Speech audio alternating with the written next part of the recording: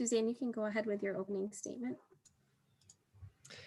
Good evening. I hereby call to order the City of Ithaca Board of Zoning Appeals meeting for May 4th, 2021.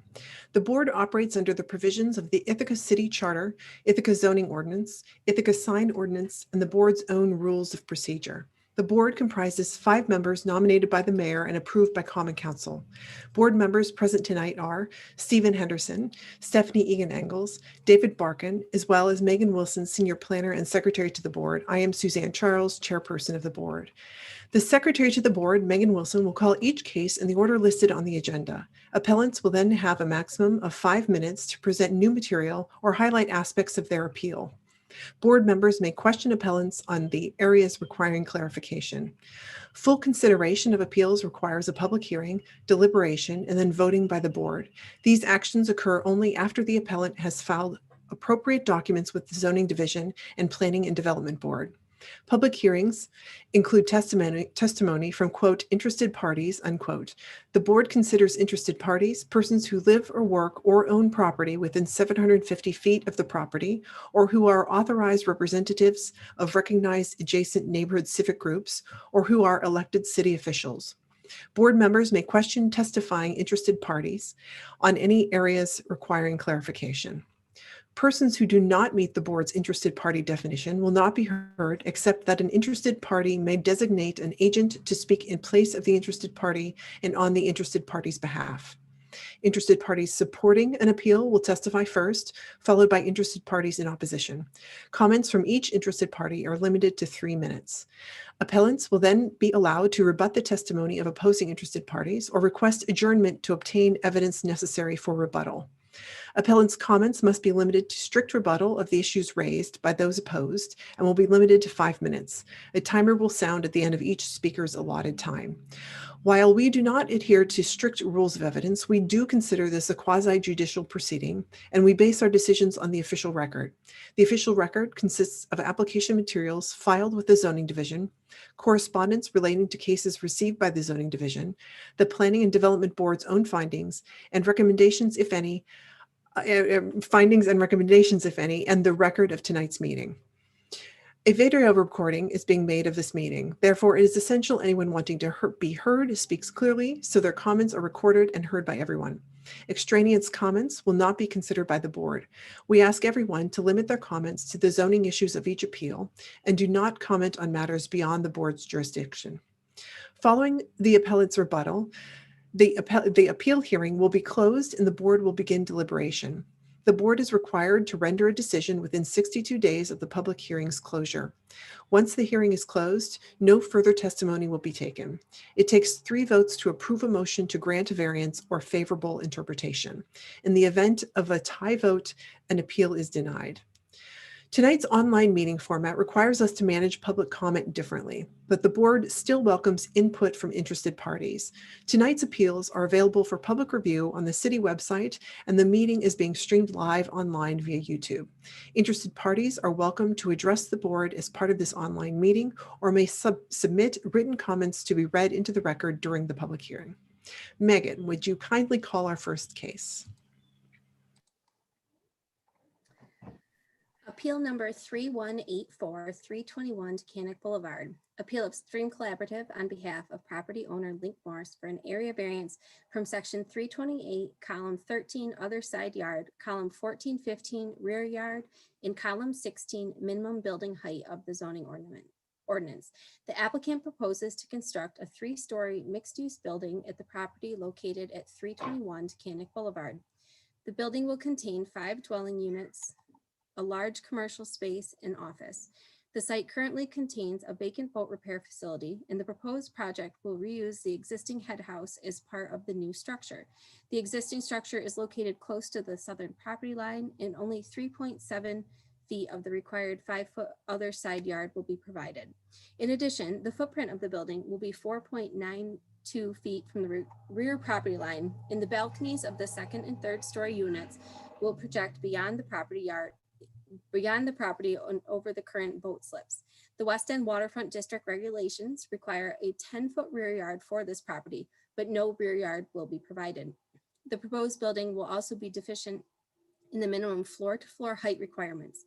The first story floor to floor height will be 9.17 feet of the required 12 to 15 feet, and the upper stories will be 9.5 of the 10 to 12 feet required. The property is located in the West End waterfront use district in which the proposed uses are permitted. However, section 32538 requires that an area variance be granted before a building permit is issued. Suzanne, I just want to first disclose that the applicant's a former employer of my partner, though she's no longer employed, and it's no issue. Thanks. Thank you. So would you like to present your case? Sure. Good evening. Let me start sharing my screen. All right. Can everybody see my screen now? Maybe? There we go. Yep. Okay. So I just started with a couple photographs of the site to bring you up to speed on it. It's kind of an iconic building if you've ever been on Teganic Boulevard. So this is the front head house, is what we're referring to. If we, scroll down, the back portion of the building, as you can see, part of it projects over the water currently, and the rest of this steel structure behind the head house. And then we'll go to a couple other photos showing the steel structure projecting out over the water currently. There's a couple boat slips in here under the existing steel structure. And a shot from inside just showing the boat slips. And so we're here tonight for looking for 3 variances. Hold on a second. Let me pull up the site map. The first one of them is the side yard variance. So as you can see here by the blue sort of outline, that's the head house on the front of the structure. The remainder of this rectangle is existing steel structure that's behind the head house, and then another blue rectangle of the projection that's currently over the water. So the tightest existing conditions are this 3 feet 7 inches from the head house, the concrete slab of the head house to the property line. Kelly's, which is Kelly's Dockside, is the building next door. They're built right on the property line currently. So as it says here, the property line is along the face of the building. So that's the first variance that we're requesting, is a side yard variance for an existing condition. We are taking down the rest of this steel structure, but we're keeping the head house. We were hoping to keep the entire steel structure, but in conversations with Canal Corp and some of the permitting process, we've had to take down at least the back portion, and at that point it made sense to take down even more of the steel structure. Another one of the variances for tonight is the floor to floor height. As you can see, these existing power lines in the front of the property, they really limit the fire truck aerial access onto the site. And so because of not being able to have aerial access for the fire department, we need to keep the eave below 30 feet above grade. Another restriction on this site, because it is in the flood zone, is that we have to be 2 feet. The first floor, finished floor, has to be 2 feet freeboard of the floodplain elevation, design elevation. So those two things kind of are sandwiching us in the top and the bottom and causing a situation where we're maxing out our floor to floor heights, and it's not quite 12 feet or 10 feet minimum respectively. So we're just over 9.5 feet basically from floor to floor. The third variance is for, let me go to our site plan. The third variance is for the back yard setback. And actually, maybe this is better seen. Sorry, let me just go to another drawing. Better seen here, where we have the proposed building And then we have the existing steel structure kind of outlined in red here. And we're not going to quite take it all down, but back behind the head house here, somewhere in this area, we're going to take down the steel structure from there to the water's edge. And as you can see, the existing steel is projecting out over the water. In our conversations with Canal Corp, because they own approximately 5.5 feet of from the water's edge in, they were not big fans of us having the structure stay on their property. So what we've done is redesigned all the structural support for it to be back on the owner's property, so off Canal Corp land. And in taking some of the steel down, we're also taking the projection down. They were okay with us having the balconies come out almost to the water's edge, not over the water, but right to the edge, as long as the structural support was not on their property. So we have preliminary approval from them for that design aspect, but it is within the rear yard setback, so we do need a variance for that. I guess those are the three variances. I did see a comment come in about a tree in the back portion of the property. That to me, that's in the purview of site plan review and other permits that we need to get. It's not really a zoning question, but I think Link Morris, the owner, did want to just respond to it because the comment was made. So I'll put it to him now to do that. Can everybody hear me? So during the process of working with the involved agencies, we have the Canal Corporation, the Army Corps of Engineers, and the Department of Environmental Conservation. The tree came up with our conversations with the Canal Corporation because the tree is actually, it's not on my property, it's not on Mr. Kelly's, it's on the Canal Corporation's property. And there'll be, Craig can share this picture with you, but my steel is embedded in that tree because it's been there for quite a long time. The agreement we have with the Canal Corporation is we will remove our steel off their property. In so doing, the tree will be heavily damaged by the removal of that steel. We also wanted to clarify the tree and its value with the city forester, and we reached out to them as well. And she also pointed out this is an invasive cottonwood tree that has reached probably its lifespan and probably will start to deteriorate. Given the steel's removal and embedment from it, it won't survive the removal. And with, of course, the building being there, the ability to remove that tree later, this is a big tree, it would be difficult. One of the things that the Canal Corporation was in tune to is that when buildings are now being built on the waterfront, the ability for the Canal Corporation to maintain the waterfront, seawalls and shoreline edges is minimized because they can't get through buildings. We made an agreement with them that we would modernize our seawall and replace it at our expense, knowing that it would be very difficult for the Army Corps, or excuse me, the Canal Corporation to do it later. They greatly appreciate it and thought that is probably in keeping with what the future should be with other landowners along the water. So I just wanted to address the tree. It's not on my property. It's not on Mr. Kelly's. It's on the Canal Corporation. And we discussed this tree removal with them.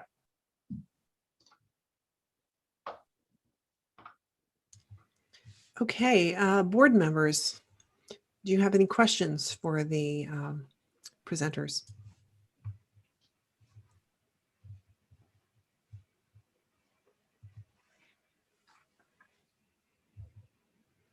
I'll ask a question then while we get warmed up. So your floor to floor is 9.5 feet. What is the clear space the floor to this finished ceiling in those, on those floors? It's approximately 8 feet floor to ceiling. And how does that align with the existing, with the existing head house? We're sort of treating them as two separate buildings. So the existing head house does have currently 4 floor systems or floors in it. They don't quite match up with what we wanted. So we are sort of treating them as two separate buildings. We're letting the existing head house operate as is. Of course, we're verifying that it's going to meet all the building codes and stuff like that. But then let the rest of the addition or new construction kind of live separately.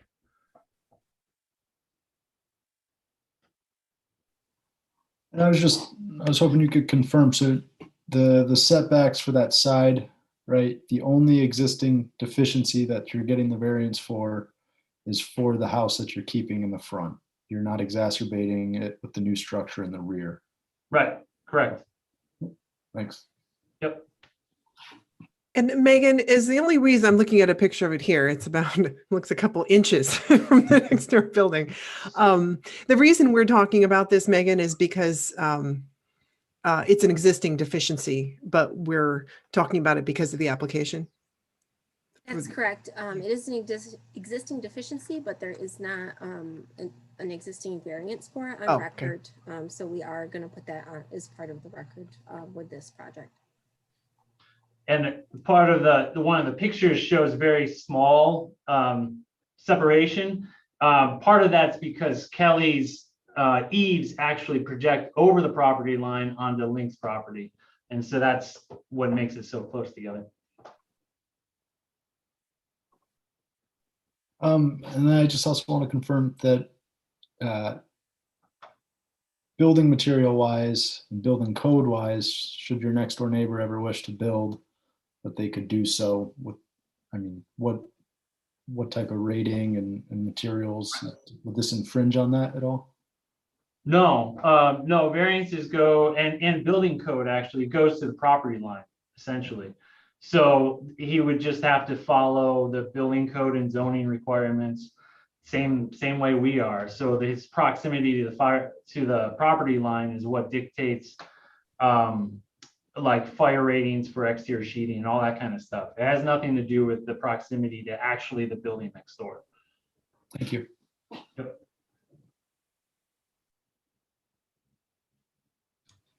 Stephanie and Stephen?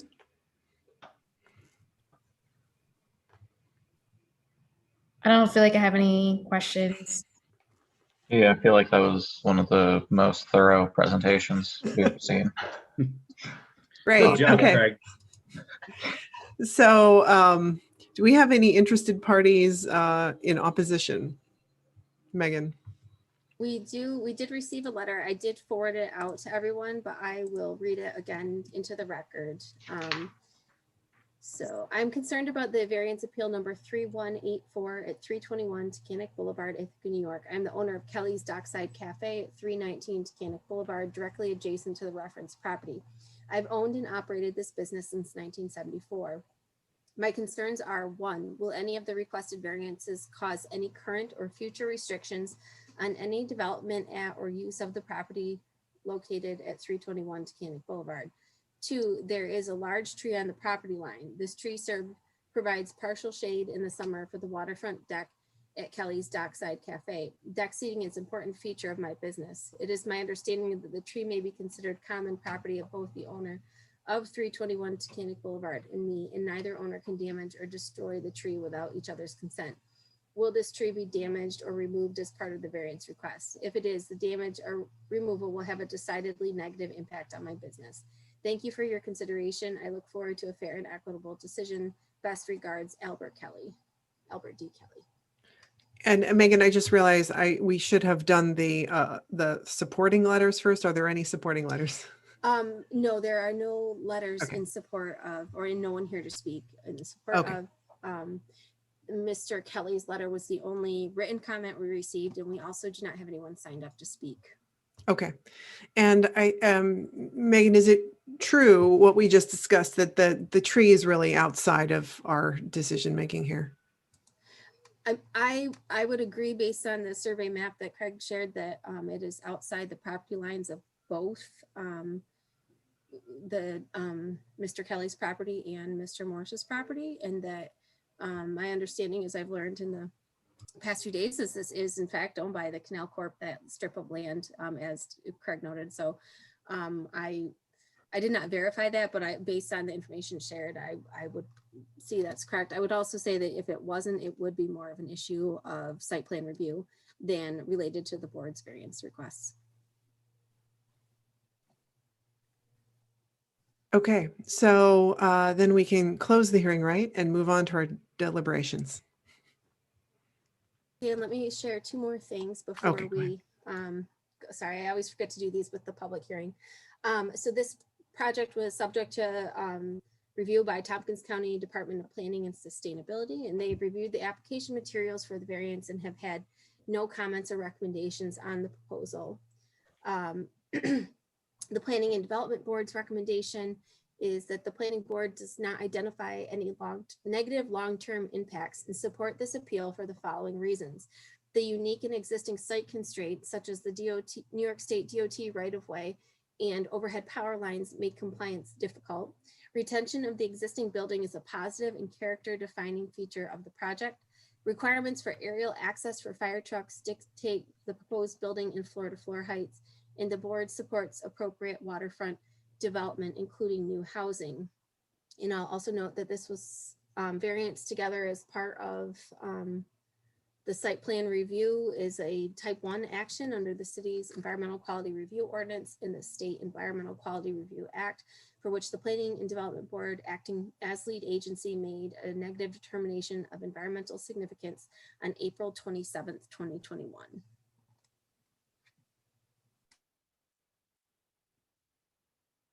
Do we usually receive those documents? I'm sorry. Yes, you received that as an email attachment. It was not included in the link, but I did email it to you. Okay, sorry, I missed it. That's okay. So deliberations. What do you guys think? David? I'm comfortable with it. All my questions have been answered. I think the ceiling height's actually the ceiling height's an interesting clause, but 8-foot ceilings is fine.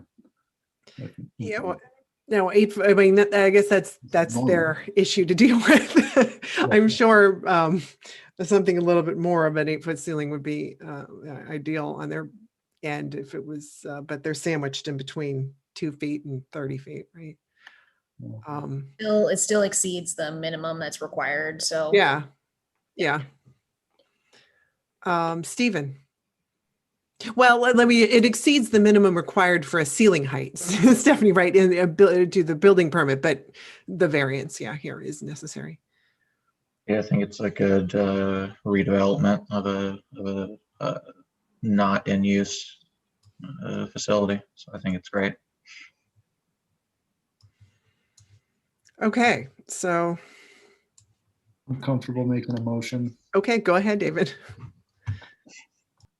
So just begin again. All right, let's see here.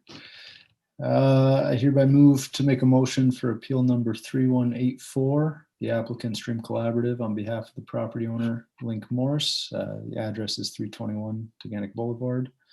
Today's date is May 4th, 2021.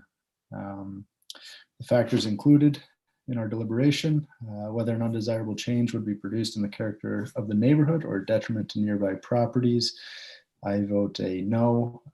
This is a redevelopment of a underutilized structure brought forth at the expense and risk of the applicant, and creating housing and a mix of uses. Though there was concern from one specific neighbor, one of the highlighted concerns was deemed outside of the purview of the board and each neighbor's properties. And we've moved through the other considerations and view that no, an undesirable change would not be created. Number 2, whether the benefits sought by the applicant can be achieved by a feasible alternative to the variance. Arguably, no. The applicant's going through great pains to preserve the structure in the front and is adapting their structure in the rear accordingly. Also, there's a unique property here, sandwiched between different ecosystems and restrictions and codes, and they're mitigating those challenges accordingly. Number 3, whether the requested variance is substantial. Arguably, parts of it are, yes, if you look at this through a percentage outlook. However, the size of the variances in aggregate and in looking at the project as a whole, this, yes, doesn't serve as a detriment to the merits of the application as a whole. Number 4, would the variance have an adverse impact on the physical or environmental conditions in the neighborhood? This is a no. To the contrary, the improvement of the site will be a benefit to the area and the downtown urban environment. And the applicant has worked with the necessary legislative bodies and DEC, Army Corps of Engineers, Canal Corp, and of course, the Planning Board, which has served as lead agency. And then number 5, whether the alleged difficulty was self-created. Yes, the applicant took on this project at their own discretion, along with those risks, and they always could have designed a different project or purchased a different property. I hereby move this motion forward and vote that we approve the variances as requested. Do we have a second?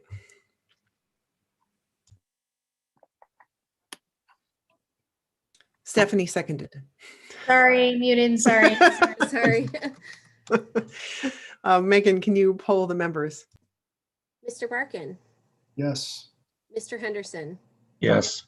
Ms. Egan Engels, Yes. Ms. Charles. Yes. All right, so your variance request has been approved. I will be sending you the formal written decision before the end of the week, and we'll send it to the code inspector and the planning board as well. If you have any other questions, just let me know.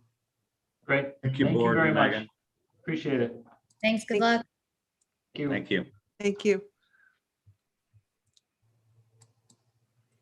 All right, so bear with me 1 minute while we switch all my electronic files. Okay, and I believe our applicants are here for the next appeal.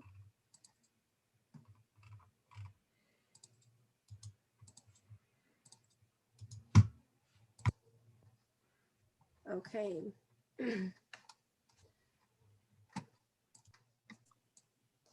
Appeal number 3187 for 720 Willow Avenue. Appeal of Woodham Planning and Design on behalf of property owner Guthrie Medical Group for a sign variance from section 272-6B2, permitted signs in commercial districts of the city sign ordinance. The applicant has proposed a sign package for installation on the new medical building and the surrounding site at 720 Willow Avenue. The proposal includes 2 wall signs to be installed on the building, 6 freestanding signs to be installed throughout the site, including 1 Guthrie Monument sign, 1 vehicular directional sign, 1 pedestrian directional sign, 1 information kiosks, and 2 street signs. Section 272-6B2 of the city sign ordinance allows a business in a commercial zone to have either 2 wall signs or 1 freestanding sign. The proposed sign package exceeds the number of freestanding signs allowed by 6 signs. And the next part I believe has changed, which was about the signage of the size of the 2 wall signs, so I will skip that. The property is located in the Newman district in which the proposed use is permitted. However, section 272-18 requires that a sign variance be granted before a sign permit is issued. And I believe all our applicants are here. Okay. Ife, there you are. Applicants, would you like to present your case? You have 5 minutes. Yes. Yep. So my name is Ife Yan, and I'm a landscape designer from Woodham Planning Design. We're here to seek signage variance on behalf of our client, the owner of the property, Guthrie Medical Group. So before we are getting started, I'd like to give you an update based on our conversation from the planning board meeting last week. So when we submitted the BZA application, we asked for a variance for the building signs to be allowed exceeding 50 square feet. But per planning board recommendation, we have updated our drawings, so we are no longer seeking the variance for the building signs. And let me share my screen for our materials. Okay, can everyone see my screen? Okay, so I'm gonna start with this chart kind of to give you an overview of what kind of signage we're proposing. So we are proposing 2 building signage on the south and east facade of the building wall. They are within 50 square feet of the code allowed. So we will not need variance for those. We're proposing 2 street signs at the intersection. Cayuga Waterfront Trail sign, this is part of the city's standard sign, so we will not need variance for those as well. And for the other 4, we do need variance for those. And to start with an overview of the site, so this is where the building signage would be. And then that's our monument sign. We think the monument sign is helpful in many ways, like people are driving by and driving in within on the road. It is really helpful for them to see the sign itself, then just look up to the building sign. And it's helpful for them to, you know, circulate and direct to the destination they want. And we have 2 street signs at the intersection of this major corridor. Also, that just help the visitor to circulate. And the pedestrian sign right by the sidewalks where people are, you know, using the most within the site, kind of to help them direct and walking through the whole site. The vehicular directional sign is helpful for people who are coming this way and they will need to seek parking before they enter the Guthrie Medical Office for services. And the informational kiosk sign will be really helpful for people on the Cayuga Waterfront Trail and public promenade, because people are walking by this way will not likely to know what's going on here, but we have some more like interesting parks proposed and retail proposed on that side. So it's helpful for them to know that as well. Okay, so we have our building signs in plan view. This is our main entrance to the building, south facade and east facade. And both of these signs are proposed within 50 square feet. They are internally illuminated, but the light is ambient light, so will not provide negative impact to the neighboring properties.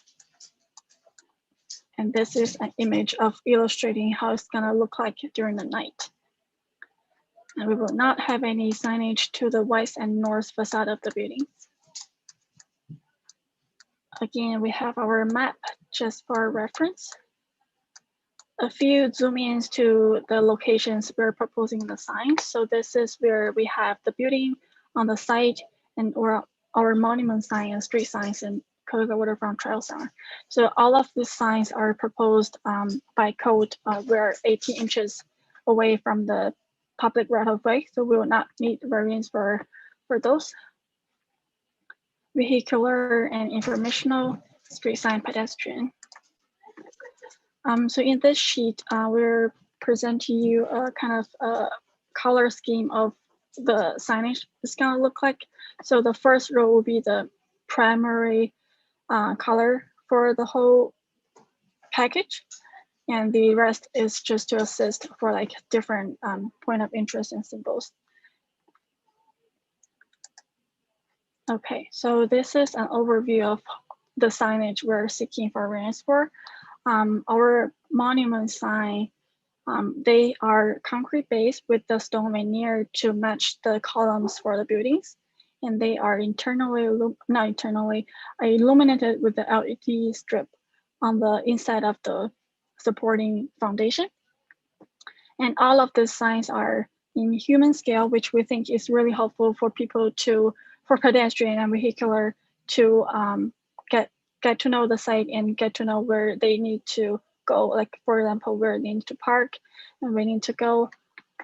And we will go into details for each sign. So this monument sign is 5 feet tall with the foundation and stone veneer, as I was mentioned about. And we have aluminum panel for the major sign itself. And then this is some of the dimensions of the text, which makes them legible for people who are driving by or entering the site. And we have the vehicular directional signage. This signage is major designed for the vehiculars to get into the parking lot before entering the medical office building. They're also aluminum, but they're not illuminated. And a pedestrian sign is proposed near the intersection to like a little west to the main building. And this sign is major designed for the pedestrians to get around the whole site, because we have another property proposed to the west of our Guthrie site, where we have some other residential and commercial development. We think it would be helpful for people to understand what's going on there as well. And some text information. And this informational kiosk sign will be at the intersection of the public promenade and Cayuga Waterfront Trail, which again, we think it would be really helpful for people to orientate the whole site and understand what is going on and what they might be interested of. So we're having aluminum signage itself, and then have a little cabinet consist of a map of the overall site and a few of point of interest. Like, we have a few parks proposed on the site, so it would be helpful for them to know that they can visit and have fun.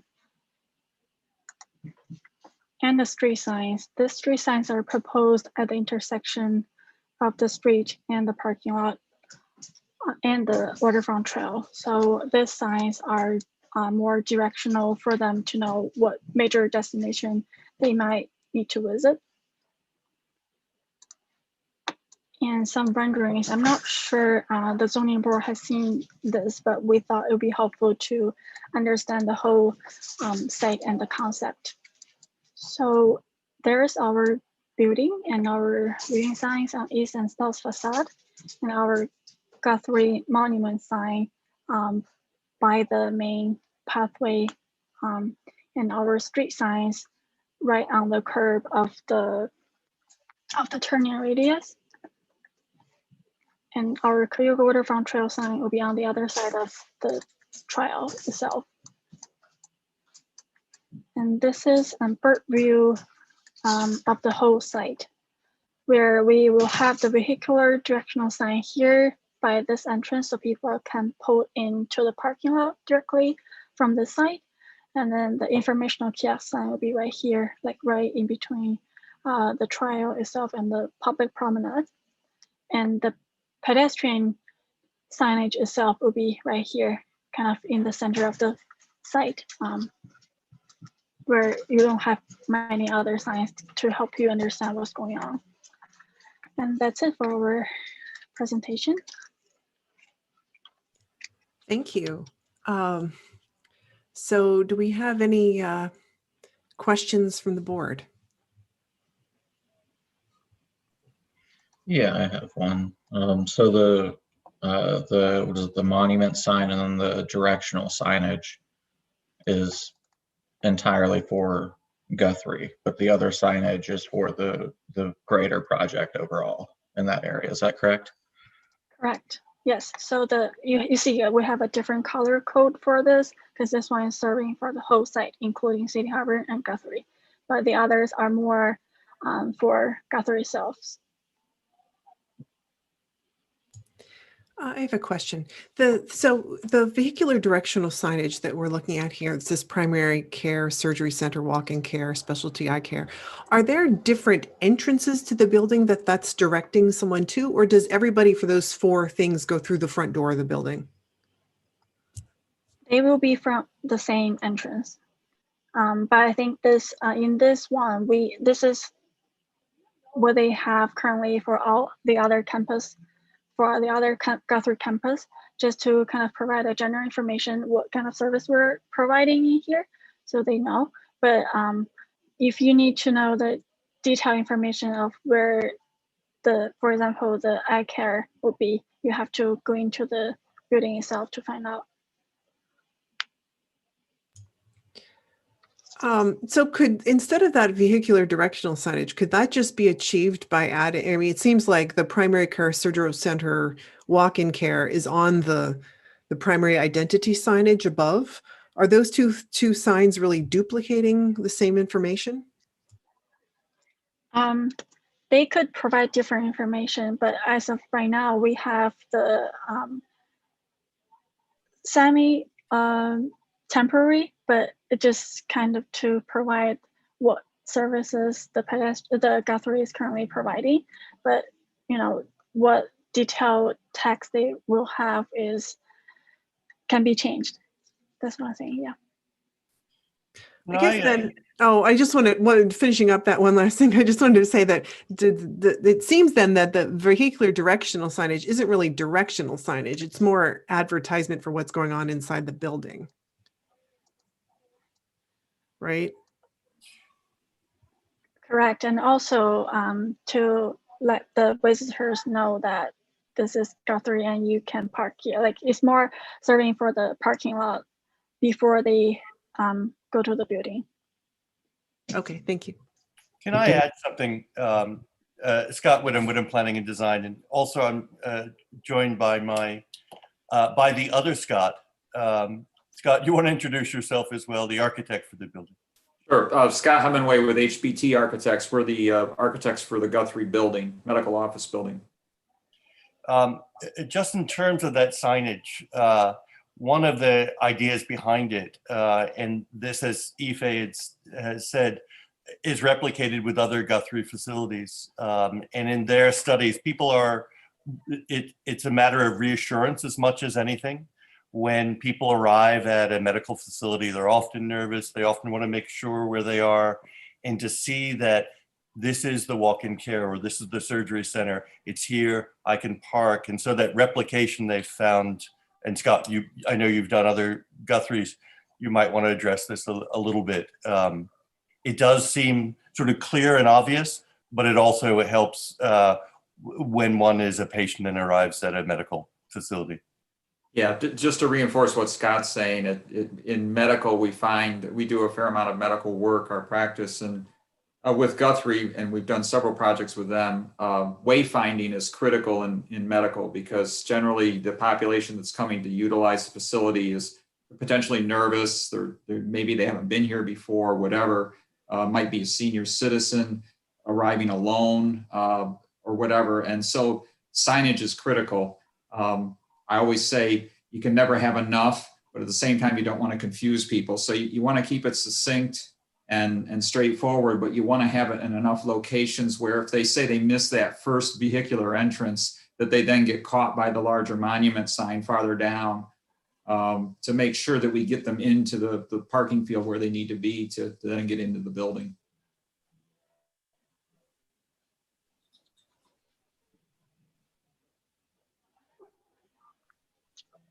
Usually people utilizing the parking area and the service, I mean, do you have numbers of who's coming from afar usually, or is this a local population that's serving, that Guthrie's serving here? Do you expect people to be traveling from far away and having never seen signage or seen the entrance before? I don't know the particulars as to what they're expecting for their patient base. I think it's a similar draw as to what their current facilities in the Ithaca area are. So I would guess it's Ithaca City proper and probably the surrounding communities. would come here to be serviced at this building or to be patients at this building. Much like we've seen at their other facilities. I know when I first heard this rationale, David, I had similar thoughts. And then it reminds me of going up to Warren Road and going to family medicine or one of those and being I've lived here for decades, but so thankful that there's the signage indeed to help me find whichever doctor up there in whichever place. So I see some of that rationale, but I did have a similar question. And actually, I was just thinking the same thing about the Arrowwood. I can never find my doctor every time I go there. Where is the pediatrician again? Yeah. I had another question. When you presented the signage on the building, you mentioned the illumination. So is there? I thought I heard there was talk of a timer, so it wouldn't illuminate all night long. I didn't hear you mention that though. What is the plan for the illumination? Ife, you're muted, I think. So yes, I can bring back that drawing. So am I muted? Can you hear me? Breaking up a little bit. Can you hear me? Just. Okay. I'm gonna talk slowly then.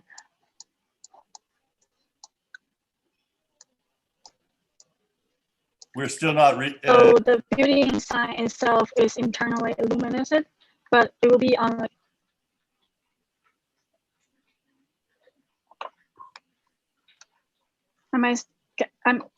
Can you hear me? No, we're losing you, Ife. Let me jump in here real quick. To answer your question, yes, those two exterior building mounted lights will be on a photo cell to turn them on at dusk. And then the way it was agreed with the planning board that they would turn off 2 hours after the conclusion of operations for the day. So currently, I think they're talking about maybe seeing patients till 6 in the evening or maybe 7 in the evening. So by 9 o'clock, say, if that was the hours of operation, those lights would be extinguished for the night then. And they wouldn't come on again until the next day at dusk. Now, in the future, operations might change here. Maybe they would go to an urgent care clinic inside of here or something, which might have later hours. But for now, that's what's being proposed. And how about I realize that the monument sign is lighted a little differently with the LED on the outside. So would that have something similar, or would that be on all the time? Can you hear me this time? Yes. Okay, great. So the monument sign has a different lighting system, but it can definitely work the similar way. But we don't think this will be a huge problem as of the building sign, because the building sign is up there and kind of shines through other properties a little bit more than the monument sign. And for the monument sign itself, we imagine them to be solely like projecting to the sign itself and not projecting to other properties. But yes, we can provide timers for those if that's necessary.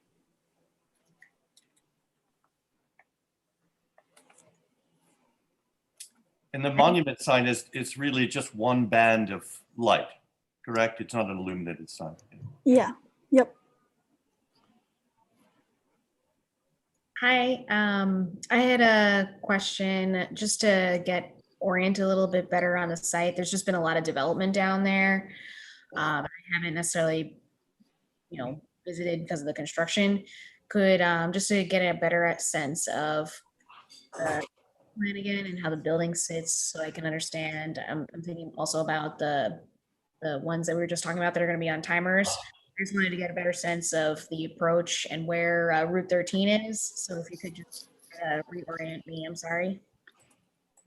Yes. This one might not show the whole picture, but this is where the Newman Golf Course is, and Route 13 is up there, like over here somewhere. So the building sign on this side will be like mainly serving the people who are coming from Route 13, which we think will be really important to have. I think if you're approaching the building coming north on Route 13, you would probably see the illuminated building sign on the south facade. And if you're approaching the building coming south on Route 13 from the north, you would see the sign on the east facade. That would be for the two signs. Is it too risky to go to Google Earth if that's helpful? I can do that really quick.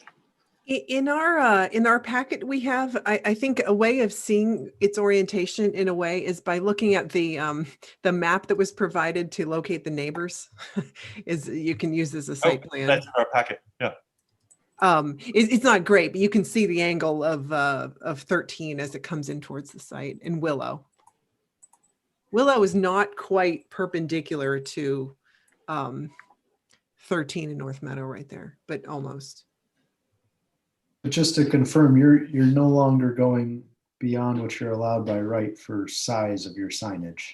You're just Correct. That's correct. We've reduced the square footage. They're the same identical signs. They're both at 49.4 square feet, just under the 50 square foot limit. We had a very good conversation. Was that only last week? It seems like weeks ago. Yeah, that was just a week ago.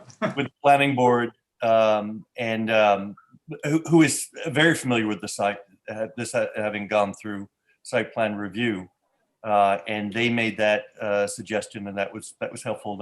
And that fits within the size. Mm-hmm. So has that been stipulated anywhere and amended, or would that be a condition? I mean, has that been formalized, or? Yes, so Condition of the planning board's approval of the signage. Awesome. We can certainly make sure that'll be a condition on the permit as well. Okay, thanks. And Megan, I believe the planning board had comments that they sent the BZA. They did, yes. When we get to the public hearing, I will go through them. Thank you.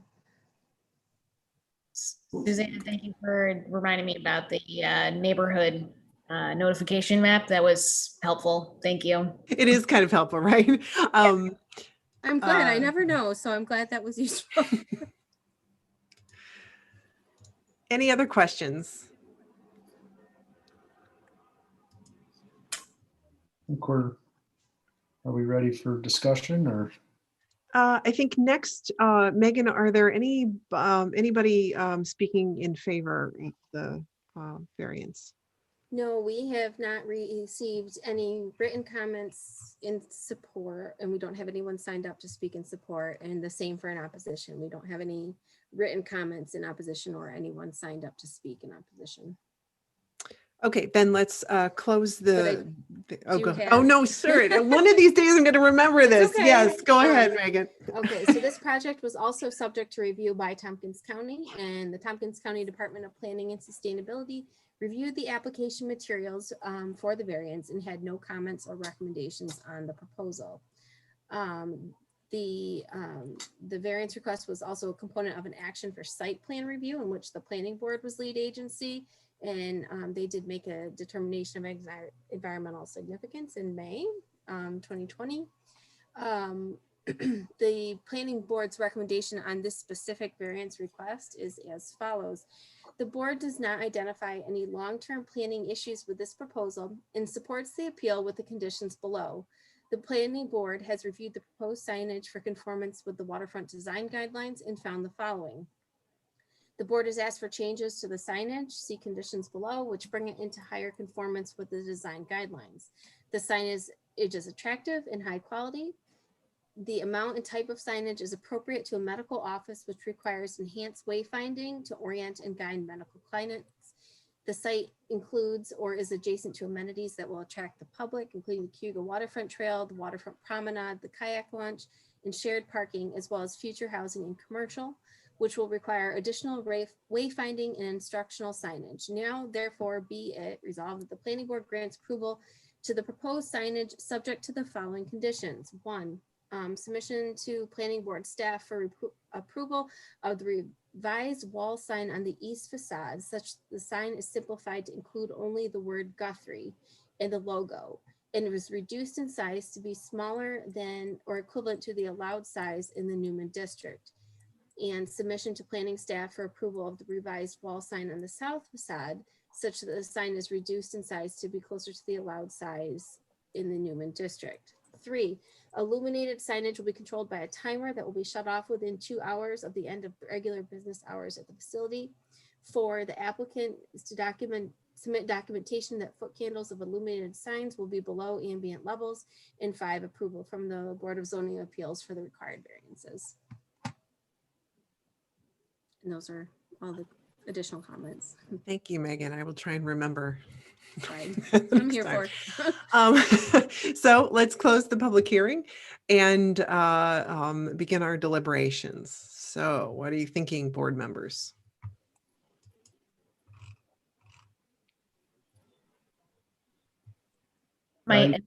Oh, Dave, do you want to go? You go, you're good. Okay. I see both sides of the coin on this one. I see the need for, again, because it's a medical facility, I think of it almost like an airport. We need a couple of reminders, again, if I missed it, or maybe there's an additional parking lot. I want to make sure that I find where I need to go so I can enter the building properly. But I also see that there's a lot of extras going on. I see the public benefit, but I'm concerned that it might be too much and could be confusing. Some ideas, again, just off the top of my head, maybe a way to reorder them to show that by the color association, that one side is for the medical facility and the other is for the other things that people that are visiting could take advantage of. Like, I think it's great to encourage physical activity while they're visiting, or just nature in general, but maybe some different coloring to show the division between public or the extra things and then what is on the Guthrie end. That was some of my initial reactions. I mean, I agree with you, Stephanie. I initially, asked those questions about that, what's it called, the vehicular directional signs, because it seems redundant. Like when I first saw it, I thought, well, this just seems like another advertisement for Guthrie rather than wayfinding. But, when I see where they are on the map, so I see that the Guthrie vehicular directional signage, I guess would catch you if you turned into the parking lot first and got confused as to where you were versus, I mean, the monument sign and the vehicular sign, which I thought were a little bit redundant, are in different parts of the park. There are different entrances to the parking lot. So yeah, I mean, it's a lot of signage.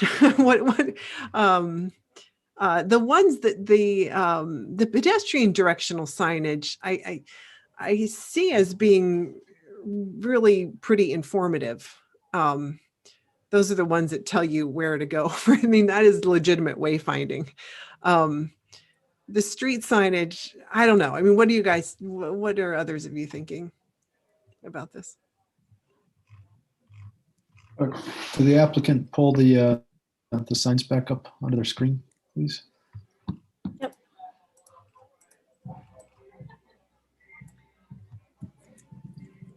I think it makes sense personally for a building of this use. I've never participated in a decision process for this type of application, so I'm curious if any other board members have, or how similar applications have been treated. Size-wise, well, one, they're not going above what they're allowed by right there. This is really just a question of how many signs can be placed. I guess you could have the applicant prioritize if they wanted, which signs are most crucial to their operation, if board members wanted to go that route. It would be a dramatic reduction, though, because it's either, right, Megan, tell me if I'm getting this wrong. So it's either the 2 wall signs or the 1 freestanding sign, and everything else is above and beyond, right? Yes, that's correct. But you could essentially strip down what you're willing to, in excess of what they're allowed by right. You could say, I'll give you these 3 signs, but I think overall I'm comfortable with it. I'm curious to see how the signage will interact with signage for the housing development past this and the other uses in this project as a whole, in the overall land use change for this area. But I see the merits of multiple signs in this area personally. I think this is very different from a commercial, name the kind of for a big box or something that has lit up advertisement for the company. Guthrie, there are 2 of those in the monument sign that are lighting up, marking the building. The rest of this, I think, is, I know there's no, in the sign ordinance, there isn't a difference between a medical office building where people are coming in confused and nervous and sharing the parking lot with other things, and, say a car dealership or a big box store, but I think that's where our input comes into this. I can think of the medical office building by the hospital, and like we talked about Arrowwood, and I think both of those situations could benefit from a little extra signage. People walking around, it's confusing, so yeah, I see both sides of it as well. Yeah, go ahead, Can I Megan. ask a question? Ife, can you explain, it seems that the street signage, which again, we've talked about really isn't street signage per se, is always are both located next to other directional signage. Can you explain why both are needed? So the first one will be right by the Guthrie monument sign, but the monument sign itself is only direct you to Guthrie itself. But for the street signage, I can zoom in a little bit more. So we could have other information up here, but you see here we have City Harbor going forward, Meadow Park on the side, Guthrie. Like you have different destinations within the whole project, not just for Guthrie, including the City Harbor itself. So it can benefit both sides. And then the other one, it is by the pedestrian sign, but that one is mounted to a lighting pole. We're also just give you a more directional sign to other destinations. And for the street sign itself, it serves to the vehicle primarily than pedestrian, because this is upper than the pedestrian itself. So the pedestrian sign is 6.5 feet, but then the street sign is 10 feet. So it's more legible for vehicle to use when they driving around the site. So they have different purposes.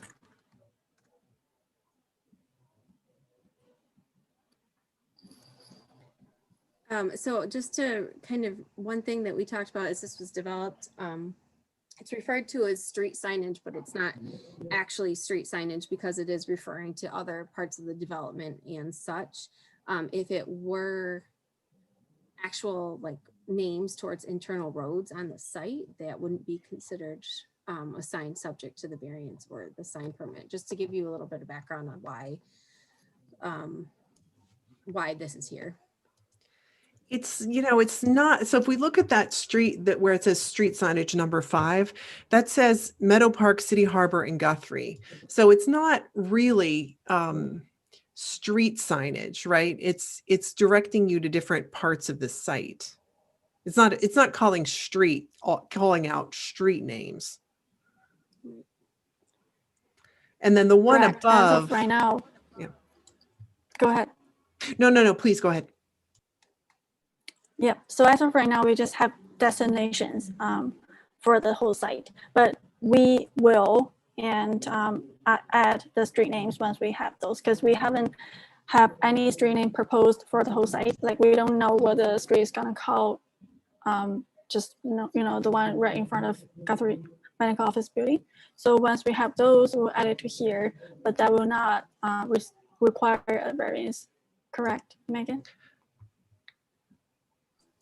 Right, and if that's the plan, that would be one thing. At that point in time, though, I would encourage you not to move forward with what you're currently proposing, which would require permits and a variance. Wait, Ife, did you just mean that if you change the text, it wouldn't need to go through a variance process?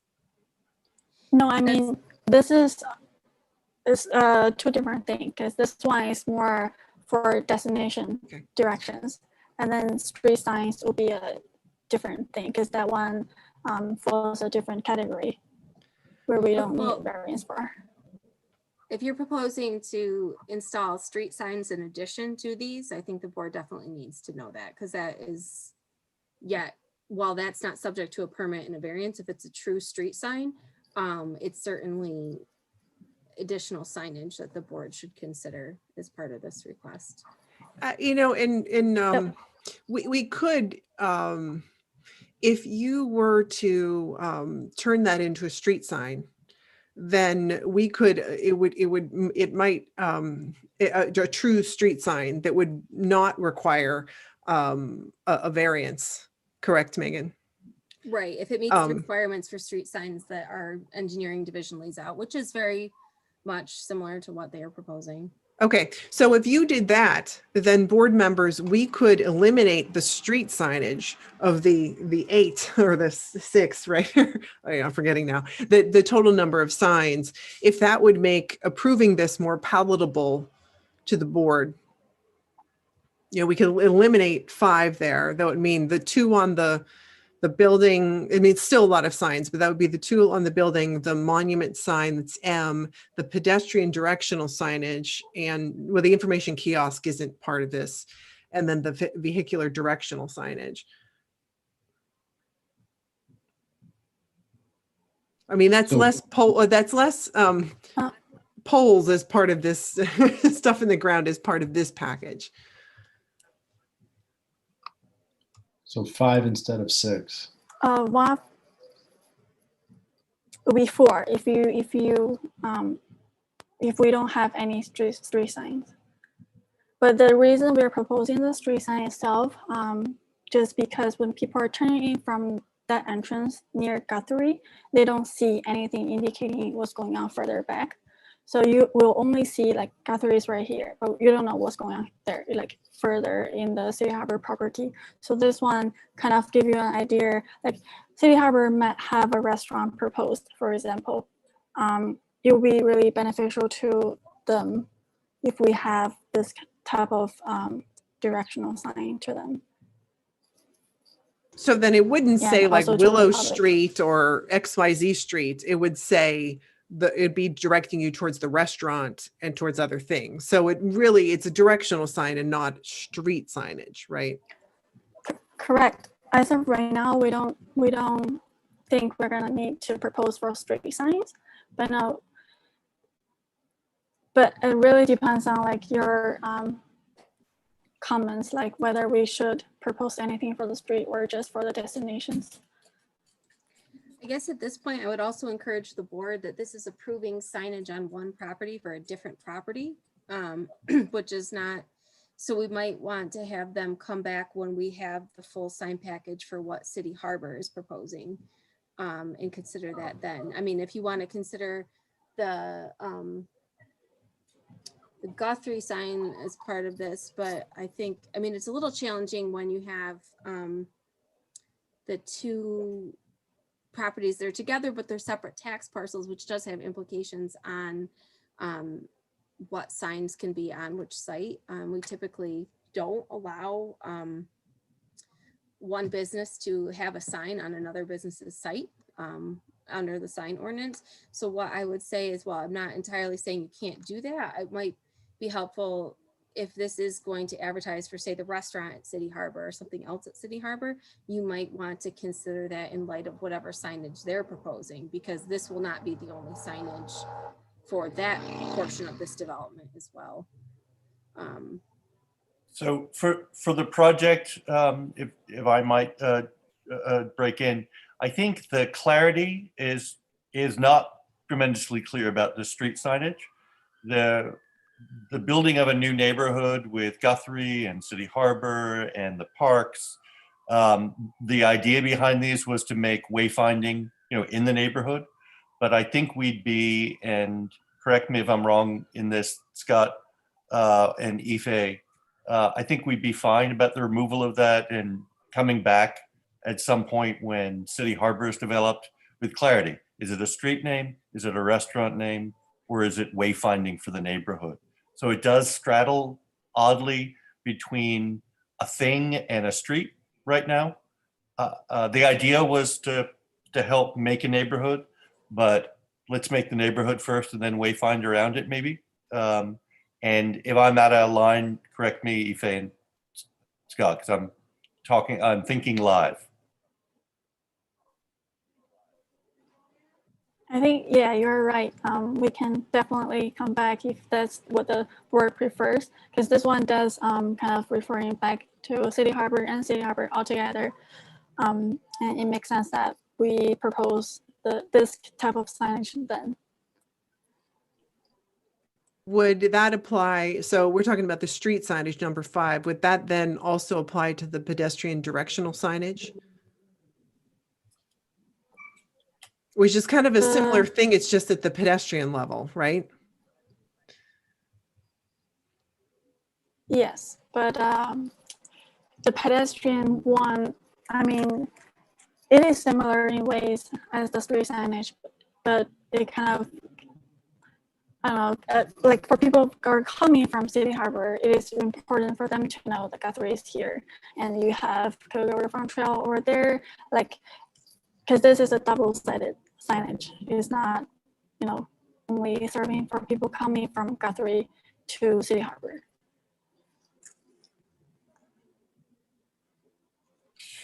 The pedestrian directional signage also, if you are parking and want to go to the kayak launch and the waterfront, which will all be in place soon as part of Guthrie, or parking at Guthrie, it's helpful to have that information, I think. Scott, what are your thoughts on this? I'd rather keep the pedestrian directional signage, the P, and the S seems to be something that's a little whiffy in terms of we can come back with something.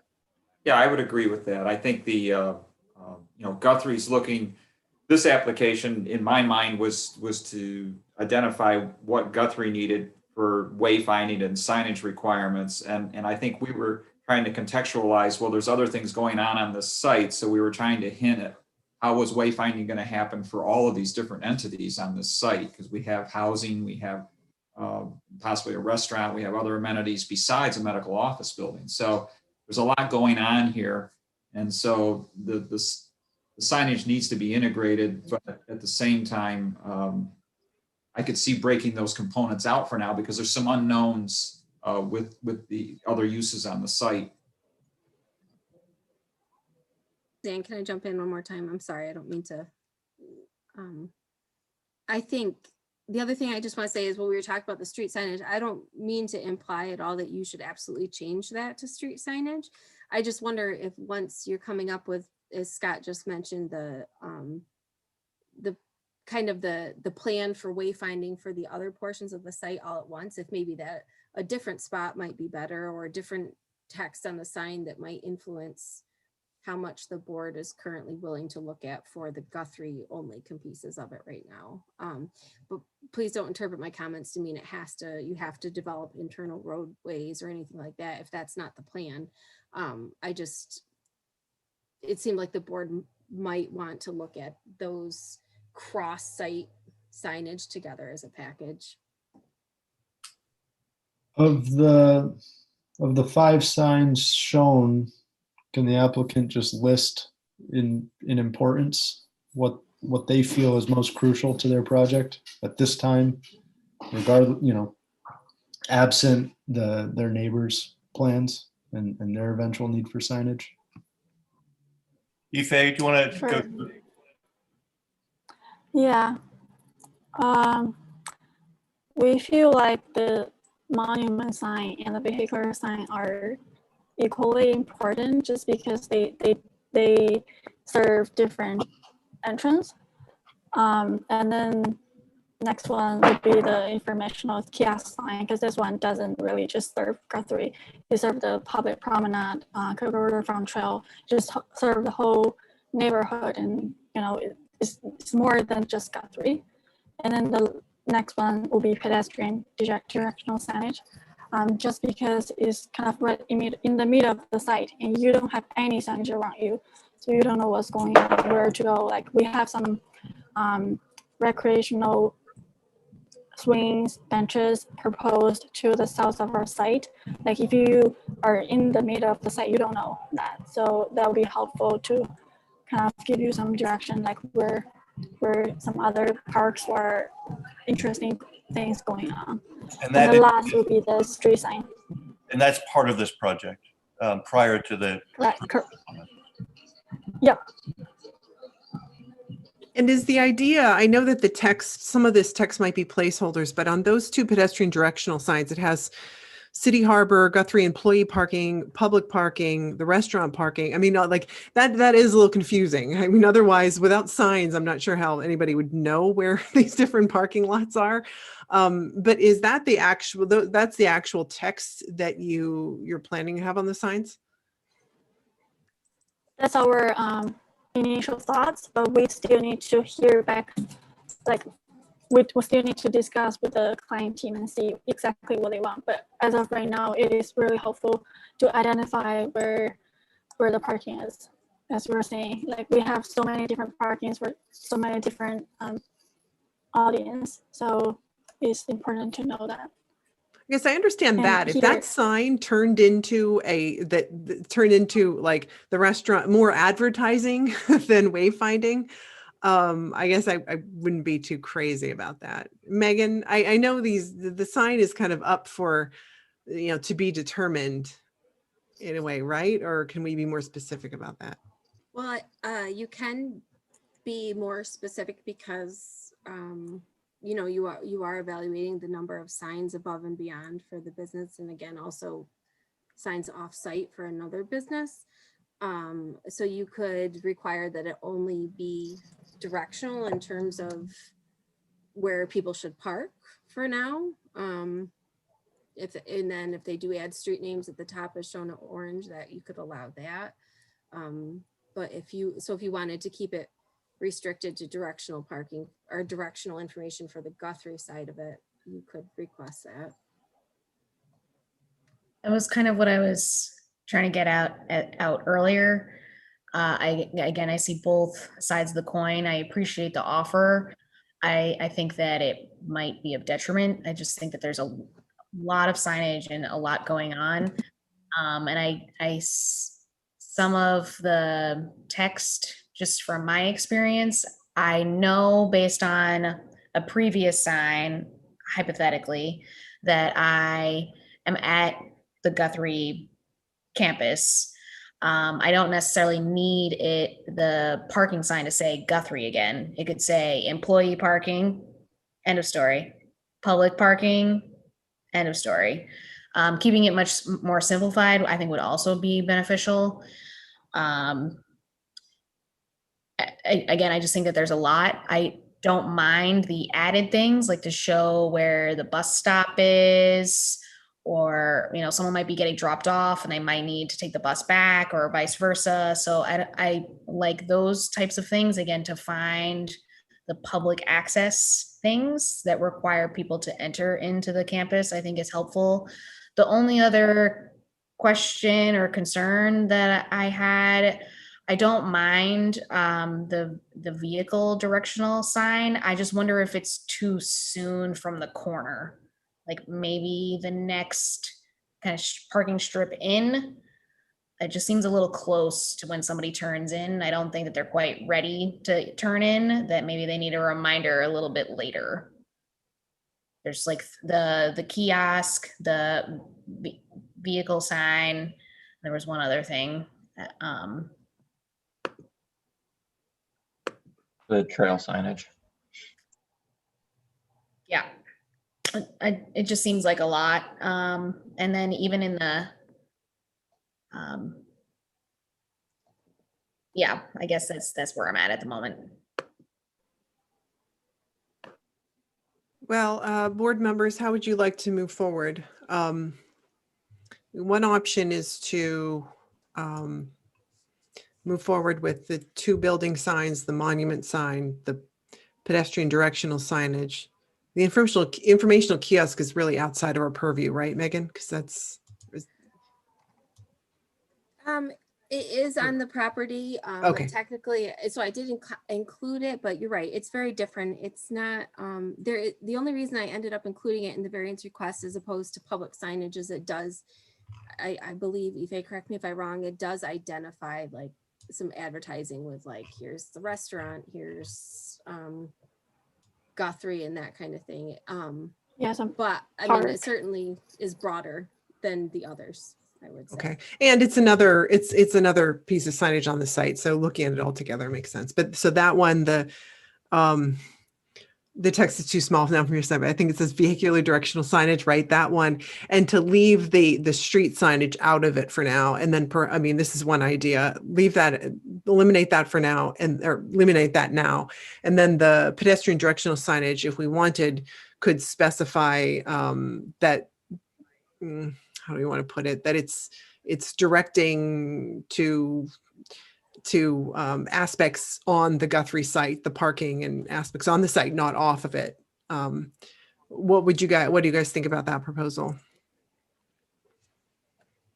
I don't want to vote in favor of anything that pertains to another property. I don't think we should be including in this variance. And Yeah. I would agree So with that. yeah. So street signage out for now. And then pedestrian directional signage. I guess, Megan, we need some help with how we should phrase that. Okay. I can come with some wording as we go through. And I think, I'm guessing the applicant would like to withdraw the street signage from this request at this time, rather than have the board vote on it. So if that's the route that I'm hearing from the board, I'm guessing that would be what you would like to do.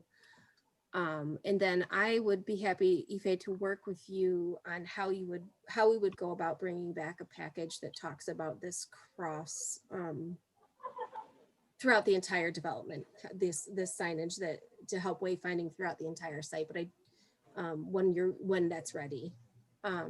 Yeah, I think that it's a good idea. I think just things need to be more finalized to get a better picture of what's going to be proposed. That's one of my concerns. But I definitely like the building signs, the monument sign, and I just want to revisit when we're ready the vehicle signs. one idea or possibility, I don't know if the applicant's in favor or if this makes sense, but you start off with the three of the signs that make the most immediate impact on your project being built out.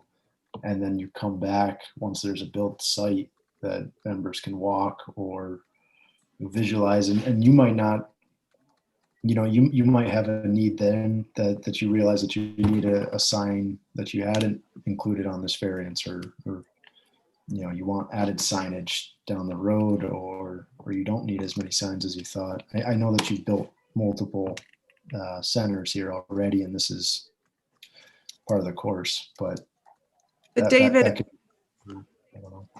I think though, I think it's fair to them to think about the whole package now, because if you said like the most important one, so if it's the monument, she said the ones on the building, the monument sign, and then come back later, and then that was not approved.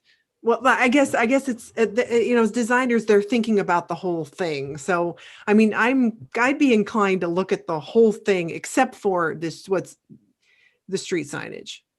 Right. I mean, David, would you be okay Yes. with considering that? Yeah. That's, I guess my So only, we will withdraw the request for the street signs for now and apply for variance for the rest of it. Does it sound good to you? yeah, and then your informational kiosk, what you're depicting in that kiosk might change as the other properties get built out and as the neighborhood takes shape. But you can approve it, the board would approve it now.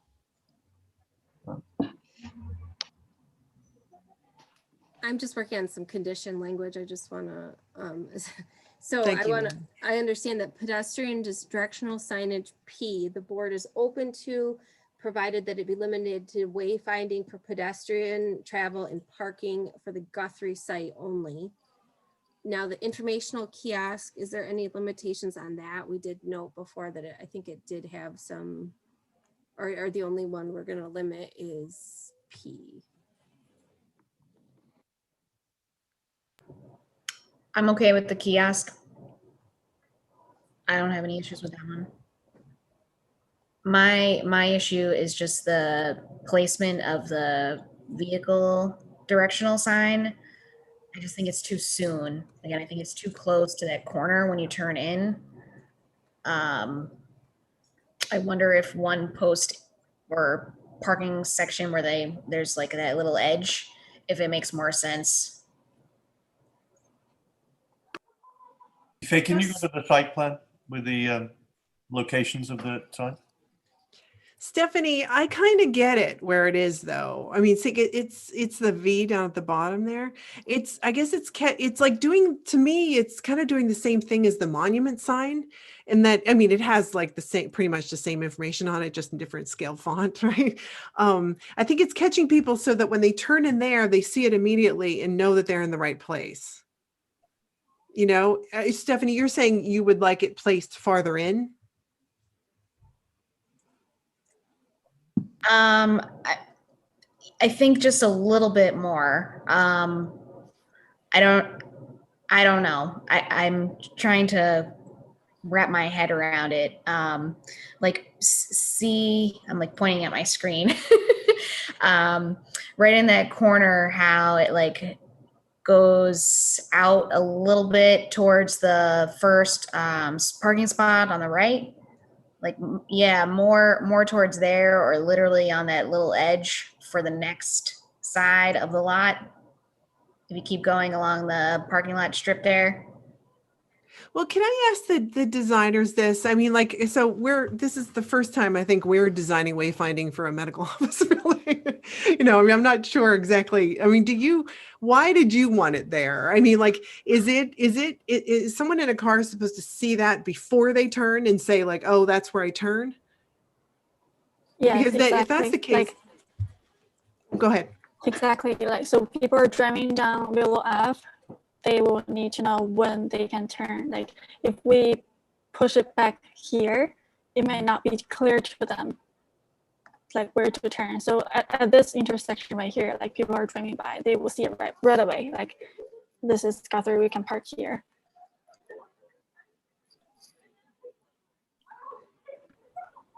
Okay, I can see the intent and I understand it a little bit better. Thank you. Is that so? Oh, I can't visualize that area very clearly. But if someone comes in off of 13, either northbound or southbound, that's the first sign you're going to see, right? I mean, maybe you'll see the building, but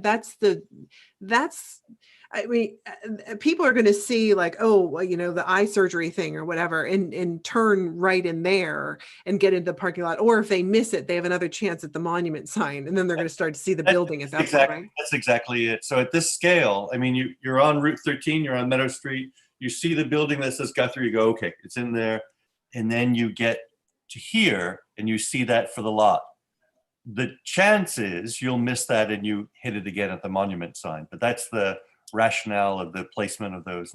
And apologies for this site plan. It's not all that articulate. It's more just showing where those signs are in a pretty broad way. You know, obviously we had brought this through site plan review and discussed those issues at some length at different drawings, obviously. Stephanie, my thinking with that is like, okay, so we're trying to avoid visual clutter, right? I mean, that's the whole reason for this. And I guess if we're going to have signs, you know, like, you know, the statement earlier, there's never too many, you can't have too many, but I think like for our sign code, you can't have too many and we know exactly what it is, right? I mean, by the code. But I guess my thought would be that if we're going to like have extra signs that, you know, add to the visual stuff we're looking at least they should be really useful, right? No, what do you guys? I'm not against it. I just was curious about the placement. I just was concerned originally that it was just too close to the corner, but possibly not then based on that explanation. So I'm fine with it. I was just concerned about the physical location of it, not the premise of what it was trying to do. Is there, based on what we kind of just talked about a moment ago, is there, is anyone ready to make a motion?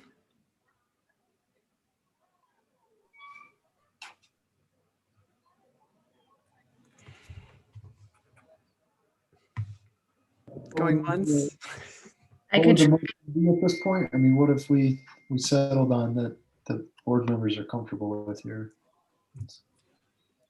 I'm sorry, David, I couldn't hear you. At this point, what are board members comfortable with pushing forward for a motion, and what is the applicant actually stripped now from the application? Just so I everybody's think, on the same page. you know what, one proposal, here, I'll just say it, then we can, before we formalize it and vote, we can just get an idea. So the idea was, Ife, could you go back to the, yeah, thanks, there. Okay, so the idea would be to include the 2 building signs, M, the primary identity signage, V, the vehicular directional signage, and I, the information kiosk, as well as P, the pedestrian directional signage with the